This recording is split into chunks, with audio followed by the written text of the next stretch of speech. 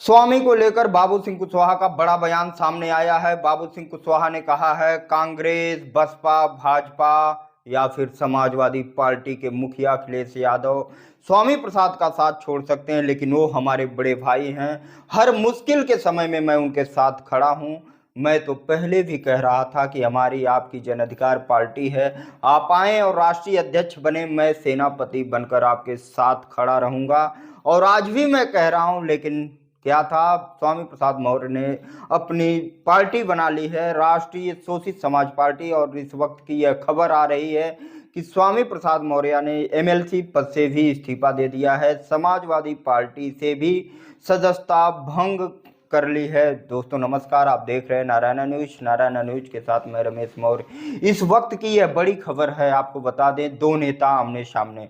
Bahujan Samaj party में राजनीति शुरू किए बाबू सिंह कुशवाहा कद्दावर नेता रहे, कद्दावर मंत्री रहे, बहन मायावती के बड़े ही करीबी रहे बाबू सिंह कुशवाहा। और उनकी ही छत्र छाया में उनके ही साथ चलने वाले स्वामी प्रसाद मौर्य, ये दोनों वो नेता हैं। मैं बात कर लूं, ये मौर्य समाज से आते हैं, लेकिन इनकी जो पकड़ है ये हर समाज में थी। बाबू सिंह कुशवाहा के साथ मिलकर स्वामी प्रसाद मौर्य बराबर चले, और फिर बाबू सिंह कुशवाहा बसपा से निकल जाते हैं और स्वामी प्रसाद मौर्य बसपा से निकलकर भाजपा का दामन थाम लेते हैं और भाजपा की सरकार में, योगी की कैबिनेट में मंत्री बन जाते हैं।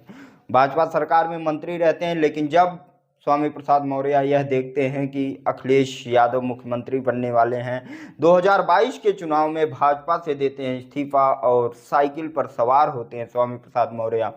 तो इनके साथ लंबा दौर नहीं रहा, 2022 का चुनाव बीता और उसके बाद जब स्वामी प्रसाद मौर्य खुद चुनाव हार गए, उसके बाद भी समाजवादी पार्टी के अखिलेश यादव ने इन्हें एमएलसी बनाया और एमएलसी बनकर अभी तक थे।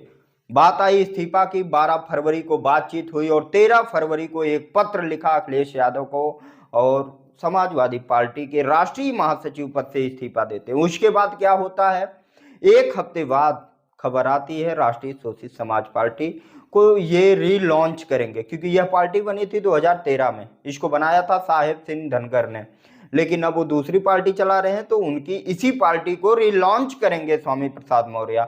तो यहाँ सवाल ये उठता है, मौर्य समाज के कई नेता यह भी कहें स्वामी प्रसाद मौर्य को, समाज की एक पहले ही पार्टी बन चुकी है, बाबू सिंह कुशवाहा ने बना रखी है, जन अधिकार पार्टी में जाना चाहिए था। कयासें भी लगाई जा रही थी। जिस प्रकार से स्वामी प्रसाद मौर्य विगत कुछ महीने पहले बाबू सिंह कुशवाहा के घर गए थे, उनसे मुलाकात हुई थी, तो उस बीच मीडिया में चर्चा का विषय बना था कि बाबू सिंह कुशवाहा के साथ स्वामी प्रसाद मौर्य जा सकते हैं। इनके इस्तीफे के बाद भी इस प्रकार की कयासें लगाई जा रही थी कि स्वामी प्रसाद मौर्य बाबू सिंह कुशवाहा के साथ जाएंगे। लेकिन आज बाबू सिंह कुशवाहा का बड़ा बयान आया है। उन्होंने कहा है कि स्वामी प्रसाद मौर्य हमारे बड़े भाई हैं, वो मुझसे 10 से 12 साल बड़े हैं, वो हमारे साथ आए, मैं हर मुश्किल वक्त में उनके साथ खड़ा हूं, वो हमको याद करें, मैं खड़ा रहूंगा। वो आए, जन अधिकार पार्टी उनकी है, यहाँ आए, प्रतिनिधित्व करें, और बाकी तमाम बातें कहा बाबू सिंह कुशवाहा ने। देखिए, स्वामी प्रसाद मौर्य हमारे भाई हैं, हाँ, बड़े भाई हैं। हम उनके साथ अगर उन्हें कोई दिक्कत होगी तो हम हमेशा खड़े रह जाएंगे। तो अभी दिक्कत हुई है? नहीं, बहुत दिक्कत हुई। अरे जब कहेंगे हम खड़े हो जाएंगे, क्या बात करते हैं आप, उनके साथ हम हमेशा खड़े। के लिए हम सुपुर्दे खाक हो गए, वो ईंट उठा के ले गए हमारी मजार की। बाबू जगदेव प्रसाद कहते थे कि 100 में 90 शोषित है, 90 भाग हमारा है, धन धरती और राजपाट में 90 भाग हमारा है। लेकिन मैं कोई कटाक्ष नहीं कर रहा हूँ, मेरे बहुत अच्छे रिश्ते हैं। लेकिन यहाँ सवाल यह उठता है कि अब स्वामी प्रसाद मौर्य के समर्थक जाएंगे कहाँ, क्योंकि बसपा छोड़े भाजपा में गए, भाजपा छोड़े समाजवादी में आए, समाजवादी छोड़े तो अब अपनी पार्टी बना ली है। क्या समर्थक और इनके समाज के जो नेता हैं, जो स्वामी प्रसाद के साथ अब तक चलते रहे हैं, वह जाएंगे इनके साथ राष्ट्रीय शोषित समाज पार्टी में, या फिर जो जहां जिस पार्टी में बना था समाजवादी पार्टी में ही बना रहेगा, या फिर वो बाबू सिंह कुशवाहा के साथ जाएंगे? क्योंकि अगर मैं बात करूं मौर्य बिरादरी की, तो मौर्य समाज से आने वाले 2-3 नेता ऐसे हैं। 2008 में बनी महान दल के साथ मौर्य समाज बहुत ही तेजी से जुड़ा था, लेकिन जिस प्रकार से उस महान दल ने कांग्रेस और फिर समाजवादी से हाथ मिलाया, फिर उससे भी हाथ छुड़ा लिया, कई सारी लड़ाइयां रही, लोगों का विश्वास केशव देव मौर्य से उठ गया। उसके बाद बनी 2016 में, जब बसपा से अलग हुए, बाबू सिंह कुशवाहा ने जन अधिकार पार्टी बनाई। 17, 19, 22 और इस समय आगामी 2024 के चुनाव के लिए प्रयासरत हैं।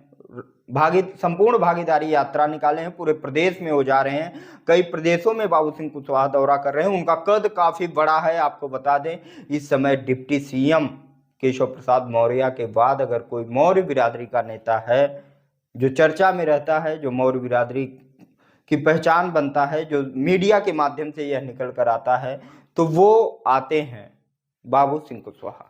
ऐसे में बाबू सिंह कुशवाहा का जो बयान आया है मीडिया में, वह कतई गलत नहीं ठहराया जा सकता। बाबू सिंह कुशवाहा लगातार यह कहते नजर आए हैं कि स्वामी प्रसाद मौर्य आए, हम उनके सेनापति बनेंगे, हम उनके साथ रहेंगे। लेकिन क्या है, स्वामी प्रसाद मौर्य को किस बात की लालच है या किसी की बताए रास्ते पर चल रहे हैं स्वामी प्रसाद मौर्य? क्यों बनाई नई पार्टी? यह सब सवाल बना हुआ।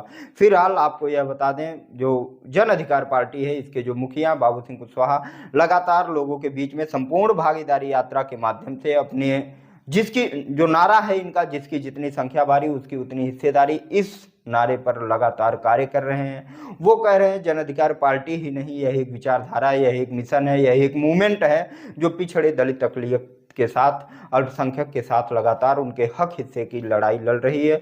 और जो कहती है कि जिस समाज की जितनी भागीदारी है, वो अपना हिस्सा, वो भी सरकारी के साथ साथ प्राइवेट संस्थानों के साथ साथ ठीके पट्टे नौकरी, हर चीज़ों में आबादी के हिसाब से हिस्सेदारी सुनिश्चित करनी चाहिए, करानी चाहिए। लेकिन यह सरकार नहीं कर रही है। सरकार की गलत नीतियों का विरोध करते हुए बाबू सिंह कुशवाहा इस समय अपनी भागीदारी यात्रा के माध्यम से लोगों को जागरूक कर रहे हैं। स्वामी प्रसाद मौर्य 22 फरवरी को दिल्ली के एक स्टेडियम में जो कार्यक्रम रखे हैं, वह कार्यक्रम कैसा होता है, क्या भीड़ होती है, क्या कुछ निर्णय लिए जाते हैं, बाकी जो ही अपडेट आती है हम आपके साथ फिर उपस्थित होंगे। अभी के लिए दीजिए इजाज़त। बहुत बहुत धन्यवाद। नमस्कार।